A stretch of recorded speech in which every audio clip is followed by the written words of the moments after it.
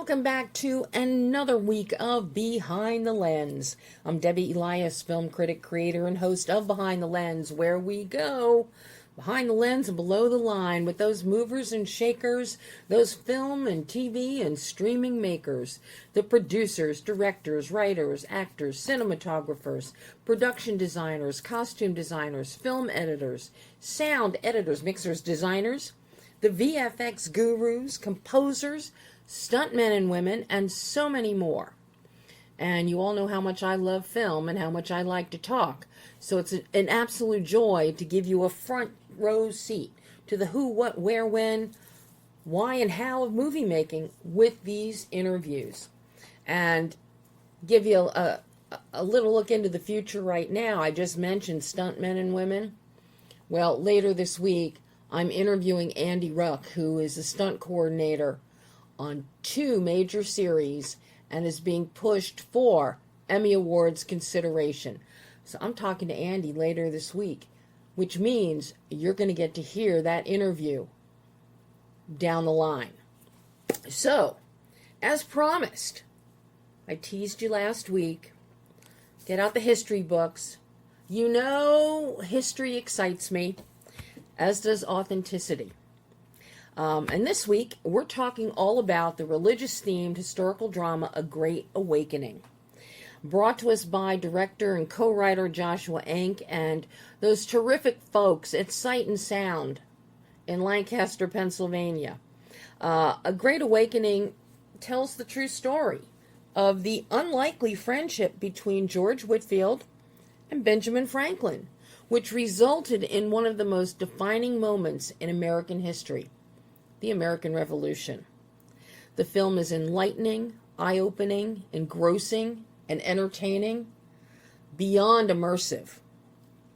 To give you a setup, the colonies were on the brink of collapse in 1739, when the Reverend George Whitefield sparks the First Great Awakening, uniting an entire generation with his thundering proclamation of liberty in Christ.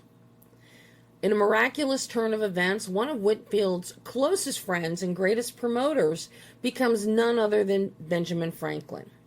With the nation's freedom hanging in the balance, Franklin discovers true liberty cannot only be written into law, it must be awakened in the hearts of the people. Directed by Joshua Enck and co-written by Joshua, Jeff Bender, and Jonathan Blair, who stars as George Whitefield. A Great Awakening, in addition to Jonathan as George Whitefield, also casts John Paul Sneed as Benjamin Franklin. By way of history, much of what you see unfold within the film talks about the period roughly between 1730, 1750, and then on up to 1787, dealing with the mighty religious awakening, which is referred to as the First Great Awakening, as it began in the colonies, in the 13 original colonies of what is now the United States. Interestingly, awakenings routinely occur every 60 to 80 years or so, and typically are because of severe spiritual decline and or cultural disruption. I know, cultural disruption, your ears are perking up. Are we due for another awakening?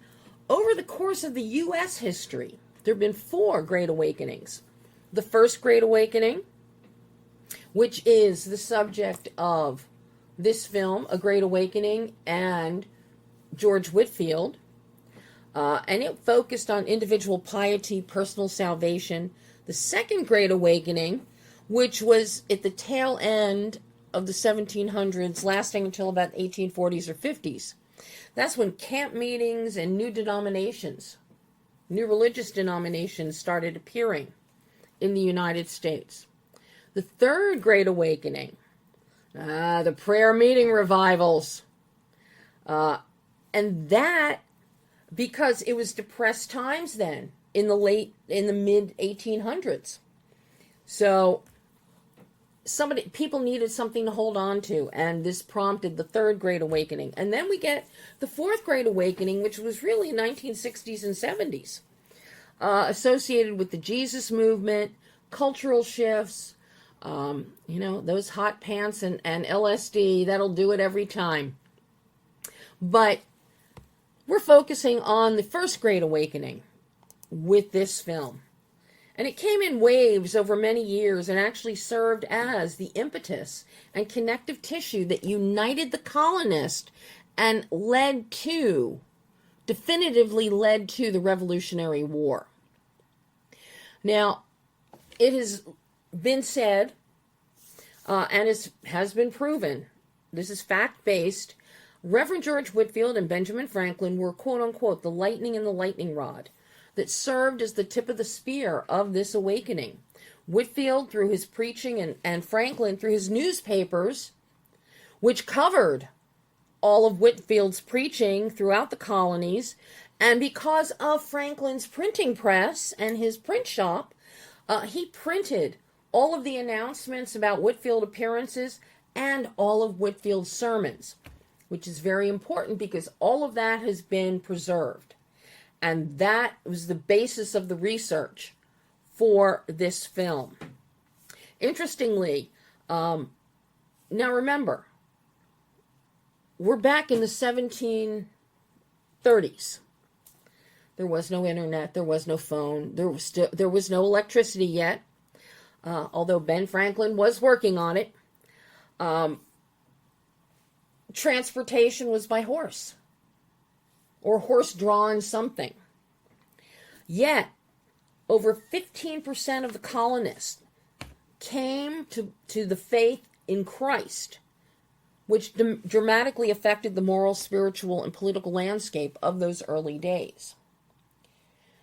During the brief time period that Whitefield was here in the colonies, he preached over 1,800 sermons throughout the 13 colonies, which meant over 80% of the colonists heard him speak in person. Just think about that. It's astounding. And it also gives you an idea of why Whitefield was so impactful and why he was one of those responsible for this great awakening. Now, Whitefield, he's from England. He had his own personal awakening as a youth while studying at Oxford in London. He was only in his early 20s, but he became one of the most powerful preachers of the day and a key instrument of God in the rapid expansion of the gospel up and down the colonies. He originally was a preacher in the English church, and he kind of got kicked out for thinking and not falling in line and believed that everybody was equal. And as I said, over the course of his life, Whitefield preached over 1,800 sermons just in the 13 colonies. And I'm still blown away. 80% of the colonists heard him speak in person. And during this time period, Whitefield was also making trips to and from England and Scotland, and sea voyages were taking like 2.5 years each way. Now, Ben Franklin, and those of us who know anything about Ben Franklin, he was an avowed religious skeptic and a deist. He believed in a higher something, but in no particular God. And he heard Whitefield speak for the first time from the courthouse balcony on Market Street in Philadelphia in 1739. Hearing that one speech and meeting Whitefield, that led them to a lifelong friendship. An unlikely pair, as devout and as much a believer as Whitefield was in God and the gospel. Franklin was at the opposite end of the spectrum, but their respect for each other was immeasurable. Now, there's your setup for the film and where it takes off. The film is elegantly non-linear in its structure. It's bookended with the summer of 1787, an important time in our country's history, as the Continental Congress was deep in debate and argument, sound familiar, trying to hammer out our Constitution. And in case you've forgotten your history, and it's not a spoiler because this is fact, The Constitution was eventually written and signed on September 17th, 1787. Thus, why we have Constitution Day every year on September 17th. The film opens, it's June 1787. We're just shy of 11 years since the signing of the Declaration of Independence, 4 years since the end of the Revolutionary War. Still without a constitution, Ben Franklin is part of the meeting at the Constitutional Convention, which was held in Independence Hall, where he sits and listens to the heated debates of his colleagues. This is one of the great things about this film. The visuals tell us so much as well. And while Franklin is quietly listening to people piss and moan, he's folding a paper kite, which it's a fun visual, as it references his experiments with electricity, a kite and a key. But he's not oblivious to the arguments and what's at stake. And as he's sitting there, with everybody droning on, he's reminded of earlier debates he had with his friend George Whitefield, as well as his own childhood. Now, as Franklin's mind wanders, we go back in time 70 years earlier and meet a young Ben Franklin playing with a kite along the Delaware River. His father believed that God's hand was on Ben from the day he was born because he was the 10th son. And if you know your Bible, you know that that's a big thing in the Bible, the 10th. Which is another reason I think how tithing started at like 10%. But don't quote me on that part. But rather than follow in his father's footsteps as a candle maker, Ben wanted to become a pastor as his father wanted him to be. Ben was defiantly adverse to both. Not a candle maker, not a preacher. He wanted to work in his brother's printing shop, which is, his father said, okay, fine. We now come back to 1739, or 1787 rather, and Franklin is at home in his print shop with his grandson Benny. And this is where the story of Franklin and Whitefield really takes shape, as Benny starts to go through a trunk of Franklin's past. He's curious about the Continental Convention and what's happening there, and Franklin says, get my trunk. It's over there. In there is a satchel of journals from 1739, journals that belonged to George Whitefield. And so, who was George Whitefield? And as Ben Franklin eloquently states, George Whitefield was the revolution. And with that, a great awakening becomes George Whitefield's story and his POV. We are treated to Whitefield's journals and letters between Franklin and Whitefield, among other written documents, with Ben and Benny reading them and very effectively serving as transitions between the past and the present. The attention to historical accuracy and detail in this film is mind-boggling. From the building of the interior chamber of Independence Hall, anybody who's been there, you're going to recognize the paint, you're going to recognize the green tablecloths, you're going to recognize the chairs, the walls, the cornices, but to a complete recreation of 1739 Market Street in Philly. And for this film, Joshua and his entire crew, they built Market Street as it was in 1739. They built it up in Lancaster, Pennsylvania. And the detail is astounding. From the wood flooring to paint colors and even a working Franklin printing press built from Franklin's own designs. Joshua and his team have left no stone unturned. The cast is immersed. We are immersed. We are transported to 1700s colonial Philadelphia and surrounding areas. But it's the power of performance and the power of the spoken word that mesmerizes and rivets you to the screen. As George Whitefield, Jonathan Blair is spellbinding as he preaches Whitefield's actual sermons. And as you're going to hear Joshua talk about in our interview, he memorized the sermons. So that many of the sermons that you hear, they were being shot as a oneer, as one long take. There was no need to stop. There was no need to regroup. And because they were shooting with more than one camera, you could be shooting the residents, the citizens, with one camera, and shooting Whitefield with the other. You cannot look away when Jonathan Blair is on screen or when he is speaking. His voice is an instrument. It is fantastic. And I dare say he rivals Charlton Heston's Moses and Burt Lancaster's Elmer Gantry for powerful preaching.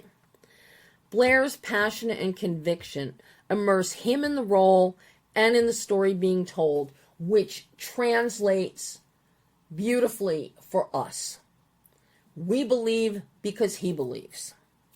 Now, similarly, John Paul Sneed is a delight as Benjamin Franklin. However, he had a hurdle here.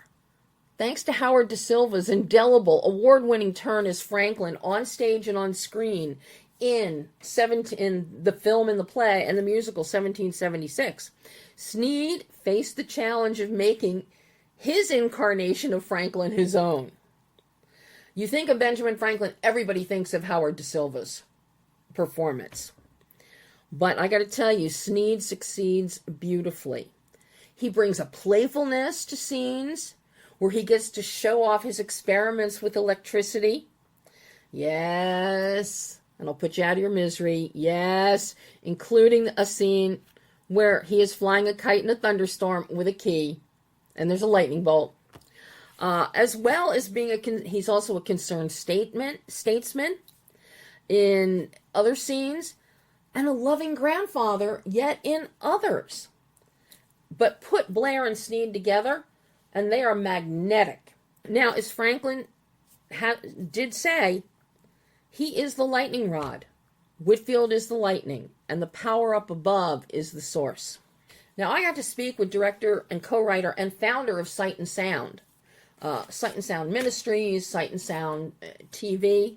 Sight and Sound is up until now has primarily been known for their stage productions, faith-based, religious-based stage productions. But Joshua, as we discussed, he highlights the historical authenticity and the creative elements of the film, going into detail about that authenticity, including the fact that 90% of the content is based on Whitefield's original sermons and letters. Now, as you're going to hear, Joshua has great praise for his production team, as they aimed for a truly cinematic experience. Using anamorphic lenses, that was a must by cinematographer Steve Buckwalter, and a score by Chad Marriott that is absolutely beautiful, at times ethereal, and then chorale music and choir is inserted and melded. I want a soundtrack, quite honestly. The editing, I can't say enough about Jordan Graff's editing, because the transitions are seamless, which is very difficult in a non-linear story. But he maintains audience engagement. And also, what I love about this film is that so often, and you all know this, when we go back and forth with timelines or memories, directors will opt for sepia tones or a fog or a haze or a cheesecloth Greta Garbo effect to delineate between past and present. Here, the color is saturated all the way through. The continuity, visual continuity, is fantastic. So that as Ben and Benny Franklin are reading these journals, are talking, and we go back in time, everything is vivid. Ben Franklin is living this again. It's as if it's just happening right now for him. And the words are so powerful, it's as if it's happening right now for Benny. So I love this. We don't have the visual distortion. So we can really focus on the story and these individuals. So I really love the work that Jordan did with editing and what Steve did with the lighting and the lensing there. But the bottom line for Joshua is at the forefront of everything is the importance of faith and teamwork in the film's creation. By the way, the costumers made from scratch between 1,500 and 2,000 wardrobe pieces just for the Market Street sets. The casting, the amount of people, not to mention horses, dogs, oxen, chickens, and kids. It's long been said, W.C. Fields once said, don't ever work with animals and kids. Well, Joshua just brought it all on here with hundreds and hundreds of people. This truly is like a Cecil B. DeMille production, let me tell you. But enough of my prattling, enough of my history lessons. Take a listen as Joshua Enck discusses A Great Awakening. Hey, Joshua, how are you? I'm wonderful. How are you? I'm very excited to be speaking with you about A Great Awakening. Great. Thank you for having me. I love this film. Absolutely love it. So thankful to hear that. I'm from Philly. So I spent my entire childhood going to Carpenter's Hall, Independence Hall, Ben Franklin's house, since they've done in the past 15, 16 years, they actually have done excavations at his house, and you can go and you can see the kitchen, the stove, the built into the ground. I love the history. So I'm right there with you. I was born and raised in Lancaster County, and so I have frequented Philadelphia myself, and have seen all the things that you mentioned. Not as many times as you, but certainly plenty. But did you actually get to touch the Liberty Bell? Yes, I did. Okay, you're old enough. All right, you're in my... Yep, okay. I did. It shocks... Oh, that beautiful bell. It shocks people when I tell them every year in elementary school we take the field trip to Center City, and that's when the Liberty Bell had been lowered from the tower, and it was sitting there in that foyer going out to the back courtyard, and you could touch it. And now people, they can't get near it since 1976. Yeah. Well, so truth be told, maybe I should be careful saying this, but I was able to touch it even in its current location, but we'll keep that between us. I'm jealous. Joshua. I was born in 1976, so I was a bicentennial baby. I was born to be patriotic. So I think you were. I had to touch that. I got about 20 years on you. So Okay. Something that stood out for me, and I'm going to get into the Market Street construction in a minute. Okay. Because my eldest nephew lives in Lancaster, not too far where you guys were filming. Okay. But something that I really appreciated, because it's such a famous scene in Independence Hall where signing of the Declaration, even before then, all the statesmen gather. You stuck to the traditional paint colors that are so well known, because those are very specific paint colors inside Independence Hall. We went through painstaking, exercises to match it as best as possible. We didn't want to phone anything in. We wanted to stay true and authentic to what we know, and especially with that space, that beautiful sacred place, that so many things have taken place, and so we were able to rebuild that entire room in our shop here and shoot it here in our own backyard. And something fascinating, when my production designer measured how much flooring we needed in Independence Hall here for our shop, he called me and he said, "Do you know how many square feet we just ordered for the flooring?" I said, "I have no idea." He said 1,776. 1776. Oh my gosh. I said, you are kidding me. And he said, I'll show you the receipt. And sure enough, he did. So there's some really cool stories like that all along the way from making this film. Well, I personally think divine intervention had a hand in the making of this film. 100%, Debbie. Just the entire topic and bringing Whitefield to the forefront. Because unless you really know history or if you are a student of Ben Franklin and his history, or a divinity or religious person, people don't know about Whitefield. And yeah, you're right. So that, number one, really thrilled me, that's who this really focuses on.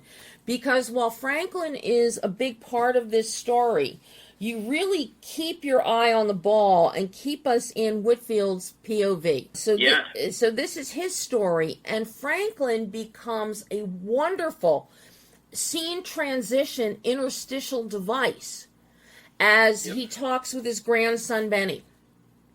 Yeah. And that is Lightning Rod Jr. That's such a creative way to tell this story, Joshua. So I'm curious how you and your co-writers, Jeff and Jonathan, how the three of you came up with this structure. Yeah. Honestly, it was just inspired. All I can say is it was inspired. I've never read of an account or seen any kind of depiction, where they built a relationship between Franklin and his grandson. I remember sitting out in my backyard on a Saturday or a Sunday. I can't remember exactly what it was, like 3.5 years ago when we first started working on the script of this film. And when I learned about Ben Franklin's grandson, and his name was Lightning Rod Jr., and that Ben Franklin built for him a print shop in front of his own house in the spring that preceded the Constitutional Convention of 1787, I called Jeff Bender, my writing partner, and I said, this is gold. The fact that his grandson had, a partially complete print shop being built in front of Ben Franklin's house. His name is Lightning Rod Jr. He has a printing business. And Ben Franklin's coming home from the Constitutional Convention, and it was a mess of a convention. Like, who better to hear the story, to be the surrogate audience member than his grandson, who is curious. So that was gold. When you find those things, that's when the story starts to write itself, the script. And so it was an original idea, and it was inspired. Now, I'm curious, because we have so many incredible monologues for Jonathan as Whitefield. Did you have any of the original text from Whitefield? Oh, yeah. Yeah, in fact, all of his sermons that Whitefield preached were original sermons. Oh, wow. And he had hundreds of sermons because, and we know about them because guess who printed them? Ben Franklin. And so we have literal copies of most of George Whitefield's sermons, also his journals, his diary entries. And so a lot of this, 90% of this film is based on fact. Wow. And truth. And so John Blair actually was one of our co-writers. We have 3 writers on this film, and John Blair, who played Whitefield, I turned him loose on the sermons. I said, here's what they need to say. So find a sermon that, talks about liberty. Find a sermon that talks about religion being a thing that's in the way from relationship. And so, he did. And then what he did is he memorized those sermons. And when we went to film, they were all one big long takes. And then we found a way to cut them together and make them concise. But yeah, literal letters still exist between Whitefield and Franklin. There's a letter that he writes, towards the middle of the film, that Whitefield writes Ben Franklin about his electrical experiments and, considering the things of the Holy Spirit. Like, that's all true. Those are real letters that existed. And those sermons are beyond powerful. And even a lot of Franklin's dialogue, at the 40-minute mark, you've got Franklin saying, well, Washington is there, and Washington is recalling Valley Forge. It was dark, but today is even darker, and that little speech, if we planted a tree of independence, but its trunk is being hacked and the tree is about to fall. And he's begging Franklin to talk to the conventioneers, to come together, to create a constitution. And so incredible.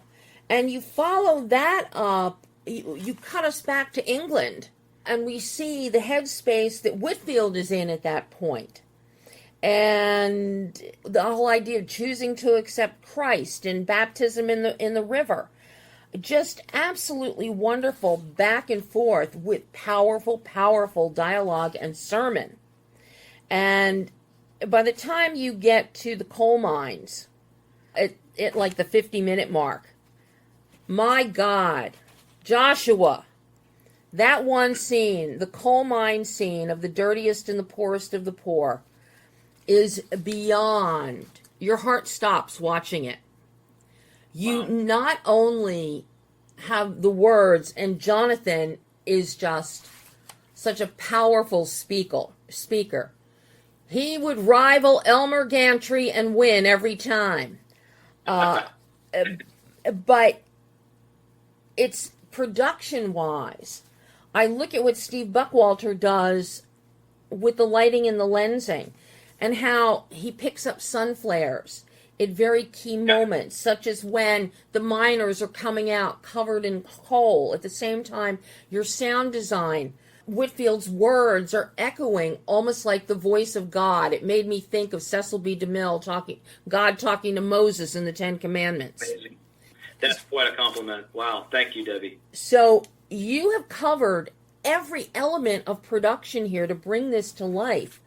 So I'm curious, because we have such powerful scenes, and I could talk about the scenes in this film for hours on end. I got news for you. But talk to me about how you and Steve developed your visual grammar here, because you bring us intimacy, you have intimate moments, but then we have a lot of wide angle, all-encompassing for all the citizens, for all of the workers, for the rich, the poor, and even the 30,000 people beyond the 20,000 that live in Philadelphia. So how did you and Steve develop the visual grammar here to be so visually impactful? Great question, and thank you so much for your affirmation. Truly, Debbie, it just warms our heart. Warms my heart to hear that what we set out to do is achieving what it was meant to achieve, and that's to move people's hearts towards the center of the story, which leads people to a place of reflection and also hope and inspiration. The scenic qualities of this film are really rooted in the DNA of Sight and Sound's brand. We've been doing live stage productions for 50 years. We have a theater here in Lancaster, Pennsylvania, one in Branson, Missouri, where we bring the Bible to life. The biggest Bible stories that are in the Bible, we bring to life on a 300-foot wraparound immersive stage. And when we started making movies 5 years ago, we wanted to carry that DNA over into our filmmaking. So we wanted the anamorphic lenses. We wanted the wide landscapes. We wanted to show scope. We wanted to show scope in our score. We wanted to show scope with literal people and crowds. And the lens flares, that's all intentional. We wanted to make it feel like it's a real moment and not too packaged. And then beyond that, I grew up watching movies from the 80s and the 90s, the big Spielberg films, and so did Steve. So we're kind of a product of 90s cinema, which was Dances with Wolves and Braveheart and Schindler's List and these big, massive films that were just like a feast for the eyes. And so we referenced those films. We wanted to create a big cinema experience. We kept talking about how can the experience of this film visually match the vocal projection of George Whitefield, who can reach 30,000. So if you'd see our war room, where we meet, where the script meets the screen and the script meets the stage, we pulled so many reference pictures from our own photography to moments in other films, and we just surrounded ourselves, with these textures, tones, colors, framing, and I love that part of the process. It's just the dreaming part. So, but the color saturation and all that was all intentional, and I'm so thankful that you picked up on all of that. Well, the color, for me, as I'm looking at your Market Street scenes, it's just like walking through Center City, Philadelphia, walking down Elfreth's Alley, and seeing those colors, the color of the brick, and then the contrasting doors that used vibrant colors, like a bright, bright white or a bright red. So the authenticity, I felt like I was walking in colonial Philadelphia. Well, and you would know. And you were born and raised there, and I love Elfreth Alley. It's just a great feast for the eyes walking down that little alley. And we matched brick patterns, we matched colors. It's not just white, but it's a specific kind of white. Yeah. Whether it's like and the colonial color palette. Personally, it's my favorite color palette anyway, so it was really easy to want to do those things. But yeah, what we wanted to do, Debbie, we didn't want to just impress people with our attention to detail. We wanted to do it so that it didn't distract from the story that's taking place. Mm-hmm. We wanted it to be a storytelling device, not a the distraction. And so we really wanted to do everything right so that we could enter that world, go back in time, and bring the story to life. Well, you definitely succeeded. It is beyond immersive. Another big part of that is your editing, is Jordan Graff's editing on this, because you keep us engaged and taking us back and forth in time. I'm sure you know that with so many films, as you're doing time jumps, going back and forth, number one, we switched, most filmmakers will switch to like a sepia tone or something like that, and it's very disjointed in a nonlinear fashion. At no time does this feel disjointed, and thankfully you keep everything saturated and filled with color, so we are in the moment. As Ben and Benny are reading the journals of Whitefield, and we are transported, it is as if it is happening right at that moment. And this is so critical in the editing process here. So I'm curious about the challenges of the editing that you had with Jordan. Yeah, well, there's no challenges for me with working with Jordan. He is a master class in post-production and editing. And he and I Heard the Bells together, which was Sight and Sound's first film back in 2022. And when you spend that many hours together in a dark room, cutting film together, and there's endless footage and endless possibilities, you get to know each other's style pretty quickly. And so that chemistry that him and I have, that trust that we have, is really something. But they say in the film industry that the movie is made 3 times. It's made in the original script, and then you remake the movie when you're shooting it, and then you remake the movie again in the editing room. And so, it goes through that evolution and that organic process to get to the final result. But the transitions that you're referring to were super intentional, and you have to know them, obviously, when you go into shooting. And I knew that it was going to be key to not lose the audience, because a lot of artists out there, filmmakers, they do art for art's sake. They do it for themselves. And if people don't understand it or get it, they are okay with that. But I feel differently. I feel like we have a responsibility as storytellers to not lose our audiences, to make it easy for them to track along, not give everything away, not spoon feed everything, certainly not. But I don't at any point in the film want people to go, wait, where am I now? Pause the movie. Who is that guy? That drives me crazy, when I watch a movie. And so we really were intentional about that, whether you're, a baptism at the coal mine where the water goes from clear to black because of the dirt from the soot, to the pouring of the coffee transition, the door knocks, when when John Wesley is checking in on George Whitefield, who's in really bad shape, and that door knock becomes George Washington's, Ben Franklin's print shop. Like, all of that was super intentional to try to keep the audience engaged and connected. Well, you definitely succeed on that level, Joshua. Now, I do have to ask you about the music. Music Sure. is so critical here, and you have some really, in addition to so many quote-unquote needle drops throughout the film, you've got beautiful score happening, but then it's some very pivotal moments.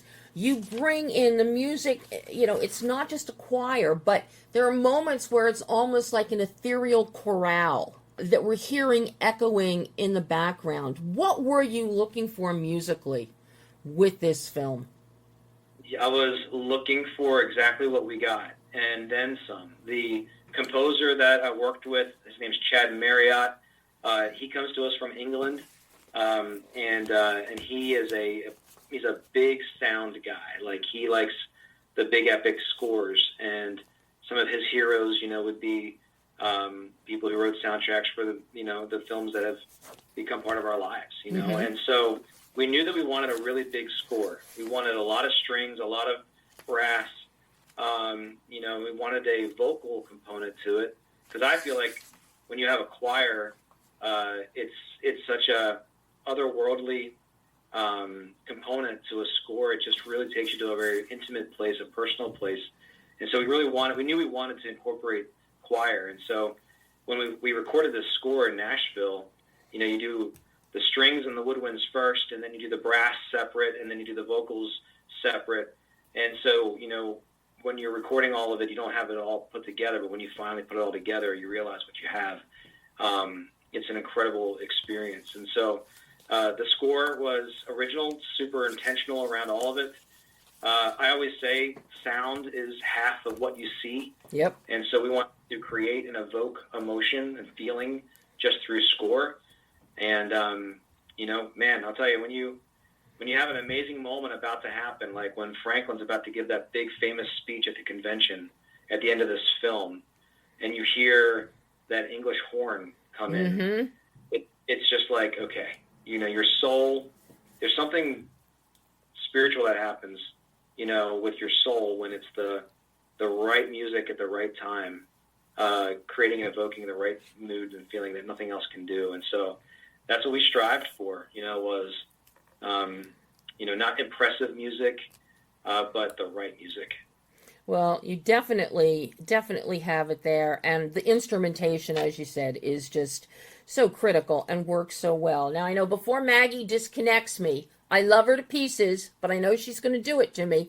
I have to ask, what did you, as a storyteller and a director, learn about yourself in making a great awakening that you can take forward into future films?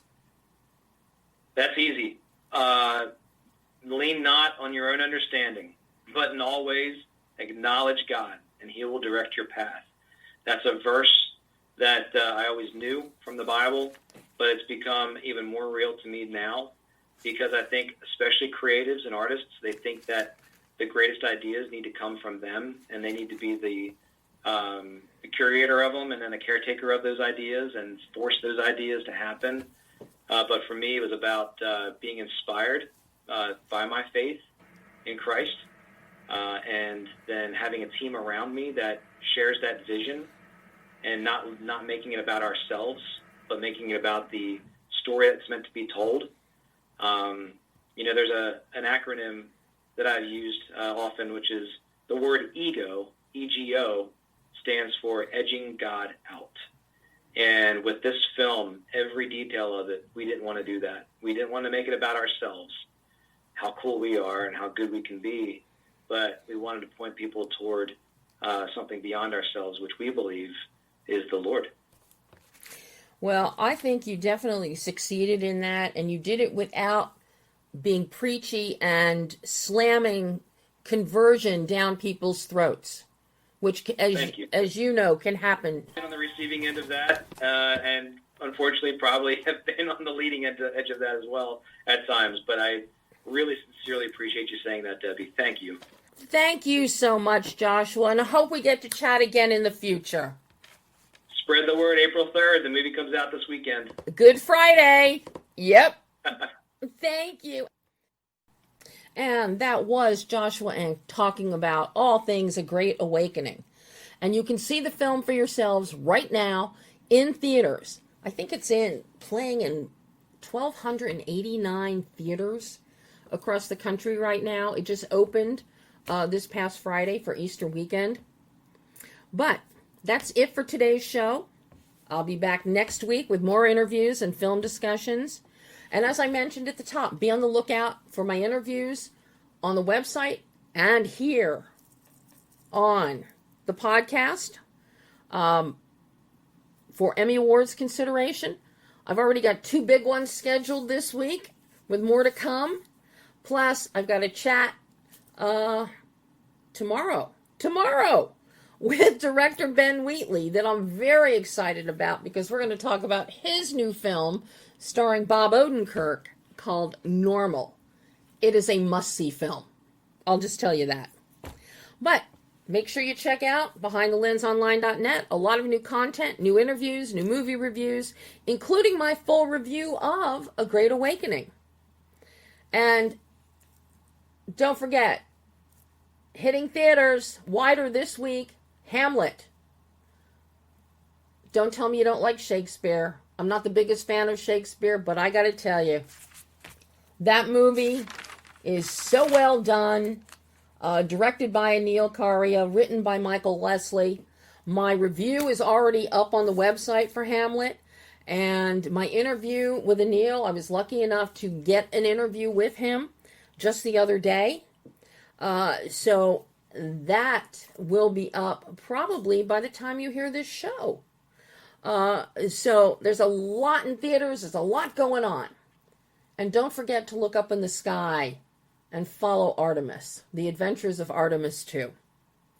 So until next week, I'm Debbie Elias. This is Behind the Lens.